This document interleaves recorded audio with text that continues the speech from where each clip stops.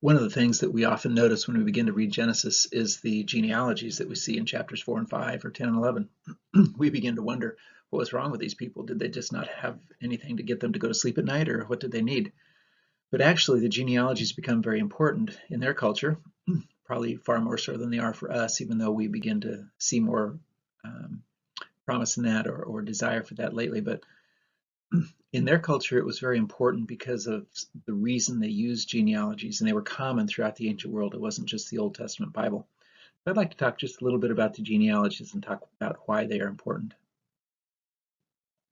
Genesis 5 begins the second Toledot section. The first one was the creation of Adam the second time, chapters 2 through 4, and the fall and the consequences in the family through Cain. Chapter 5 is the next Toledot section, and it's significant not only because it's a genealogy and compared with chapter 4, but also because, as we see, it begins very importantly to show the progress of God's purpose. So in chapter 5, verses 1 and 2, it says, "This is the book of the generations of Adam," or this is what happened to Adam. "When God created man, he made him in the likeness of God," reminding us of chapter 1, of course. But look at verse 2. "Male and female he created them, and he blessed them and named them man when they were created. When Adam lived 130 years, he fathered a son in his own likeness, after his image, and named him Seth."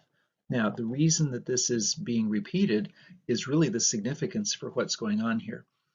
First of all, there's a connection here clearly between Adam being created in God's likeness and Adam having a son in his likeness.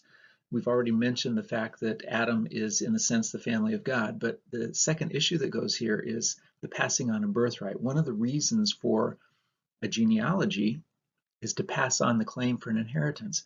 And here, by repeating this in the image of Adam and in the likeness, or in his own likeness and after his image, Seth is the one through whom God is going to bring this promise. And the promise goes back most likely to chapter 3, verse 15, which is the promise that there's going to be a seed, a descendant, who is going to crush the head of the snake. This is the hope that mankind has.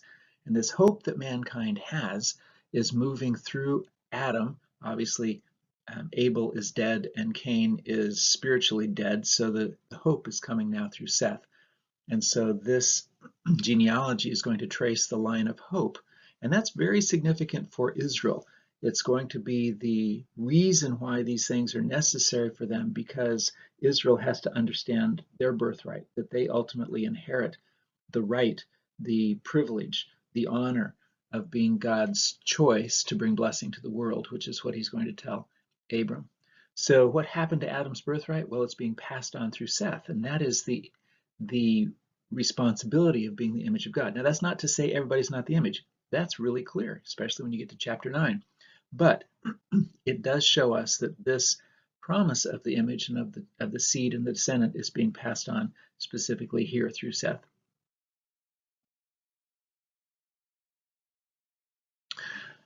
He uses in chapter 5 a vertical genealogy. This genealogy is just one descendant after another descendant after another. And what it is doing is tracing the line of an individual's ancestry so that he can go all the way back to the original claimant. And here, of course, the claimant is Adam. Adam had the promise.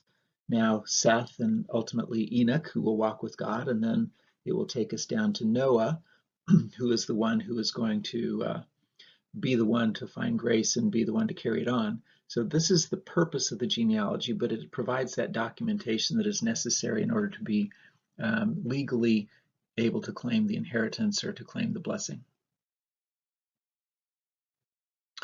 Genesis 5 then is showing the transmission of that image and the hope in spite of death. That hope is crystallized in Enoch because while he lives like everybody else, he doesn't really live like everybody else. Instead of everybody living a certain number of years and they die, for Enoch, he walks with God for 300 years. And he doesn't die, he was not, for God took him.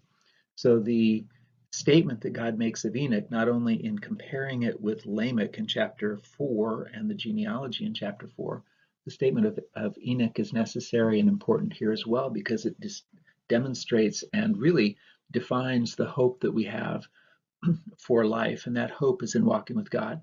And if we go back to the issue of life and death from chapters 2 and 3, we realize that it's not merely physical life and death, but this is actually real life and death. This is the ultimate life and death. This is thriving and ultimately spiritual life.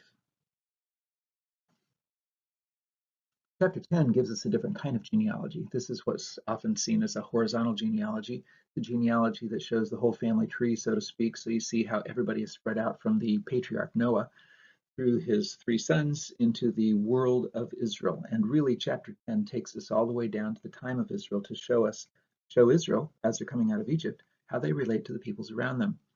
It is important because of the relationships of those who are around, plus also those who are in the land. So Israel is going to see this and going to recognize the names, and they're going to say, oh, those are long lost relatives, or well, those really aren't so close at all. But it will also help them in terms of their responsibilities.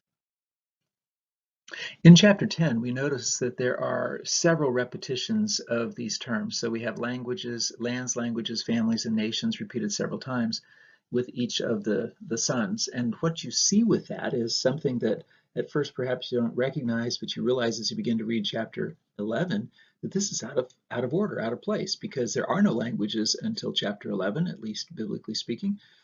And so as we read through it, we have to say, oh, this is non-chronological. And what it is doing is helping us to see again that this is something that takes us all the way down to the time of Israel. So it is envisioning the world after Babel and what happens with that. And we see then a little bit of what God is doing in terms of the spread of humanity, which is actually, and perhaps ironically, the blessing that God had given, that they should be fruitful and multiply and spread out and fill the earth. But mankind doesn't want to do that. So God does it through judgment and almost forces man to take the blessing. Chapter 11 is another vertical genealogy. The vertical genealogy is only one line of descent again, and here we see that the line of promise is being passed on through Noah down to Abram. And Abram is the one that is going to be the recipient of blessing and the promise to bring blessing to all the families of the earth. Genealogies then become actually key. While we're struggling to read them, they are important because they are actually the key that's showing what God is doing as he is working up to Abram and his choice and the covenant that he'll give with Abram. He is showing the progress of his promise, of his hope. He is highlighting the direction that he is going to be going. And so as we look through Genesis, we need to pay attention to even the things that seem unimportant to us and realize the rhetorical importance for the writer and for the nation of Israel. And we also have to recognize in the genealogies and in the working of the text the grace of God.